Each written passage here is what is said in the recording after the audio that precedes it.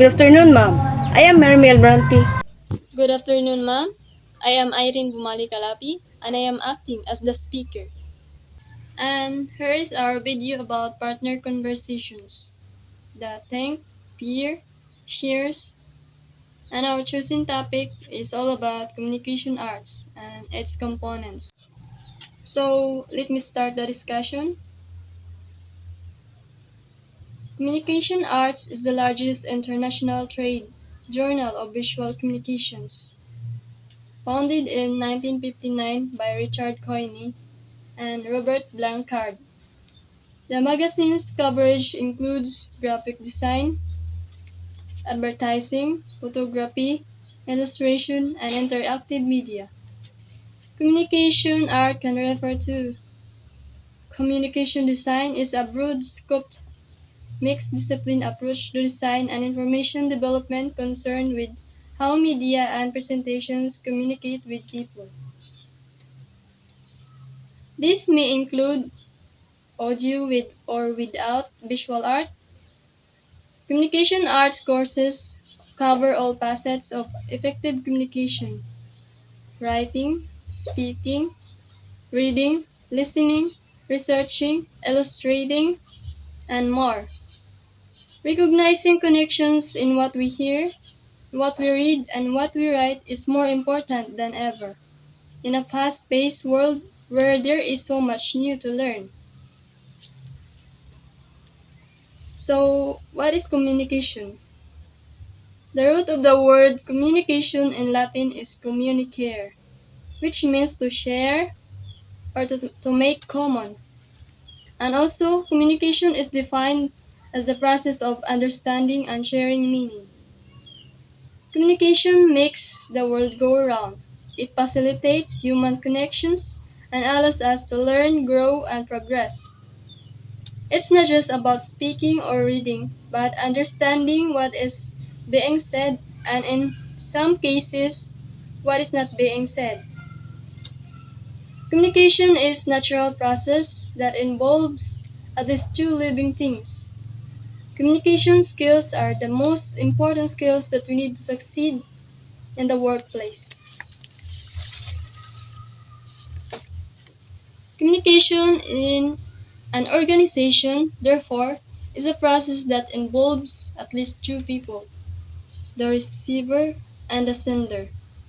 For it to be successful, the receiver must understand the message in the way that the sender intended. The communication process involves understanding, sharing, and meaning, and it consists of 8 essential elements, namely the source, message, channel, receiver, feedback, environment, context, and interference.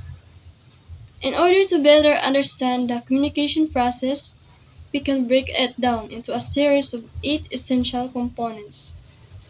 Each of these 8 components serves as integral function in the overall process. So let's explore them one by one. Number 1, the source. The source imagines, creates, and sends the message. In a public speaking situation, the source is the person giving the speech. He or she conveys the message by sharing new information with the audience. And the number 2 is the message. The message is the stimulus or meaning produced by the source for the receiver or audience. When you plan to give a speech or write a report, your message may seem to be only the words you choose that will convey your meaning. The message also consists of the way you say it. In a speech, with your tone of voice, your body language, and your appearance. And in a report, with your writing style, punctuation, and the headings, and formatting you choose. Number 3 is the channel. The channel is the way in which a message or messages travel between source and receiver. For example, think of your television. How many channels do you have on your television? Each channel takes up some space. even in a digital world, in the cable, or in the signal that brings the message of each channel to your home. Number 4. The receiver.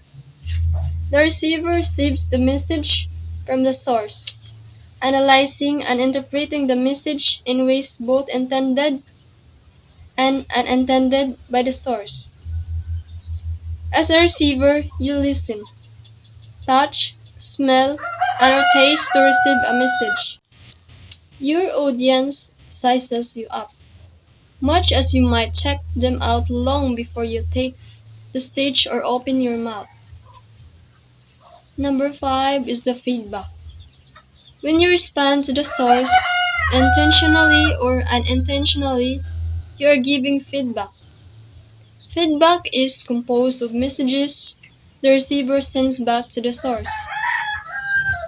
Verbal or non-verbal, all these feedback signals allow the source to see how well, how accurately, or how poorly and inaccurately the message was received. Number 6. The environment. The environment is the atmosphere, physical and psychological, where you send and receive messages. The environment can include the tables, chairs, lighting, and sound equipment that are in the room. The room itself is an example of the environment. Number 7 is the context. The context of the communication interaction involves the setting, scene, and expectations of the individuals involved. A professional communication context may involve business suits, environmental cues that directly or indirectly influence expectations of language and behavior among the participants. Context is all about what people expect from each other, and we often create those expectations out of environmental cues. The number 8, the last, is the interference. Interference, also called noise, can come from any source. Interference is anything that blocks or changes the source's intended meaning of the message. For example, if you drove a car to work or school, chances are you were surrounded by noise. Car horns, billboards, or perhaps the radio in your car interrupted your thoughts or your conversation with a passenger. So, Marimi, let me ask you, what have you learned and understand about the lesson or the discussion? Actually, I've learned many ideas and information about the topic that you have discussed. And I learned that communication is very important because it makes the world go around it, facilitates human connections and allow us to learn, grow and progress. Communication skills are the most important skills that we need to succeed in the workplace. Also, communication process consists of 8 essential elements, namely the source, the message, the channel, the receiver, the feedback, the environment, the context, and the interference. Great job, Marimi. It seems that you're an active listener, and I'm so thankful that you're listening to my discussion. So, my moral lesson is don't listen with just your ears. Listening effectively is giving your undivided attention.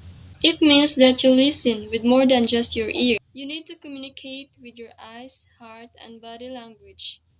And my moral lesson is listening is like a muscle. The more you use it, the more it develops. This doesn't mean that the more you use it, you will automatically become a better listener. But it's a great start. By making a conscious effort to be a more effective listener, will train your brain to be. Thank you.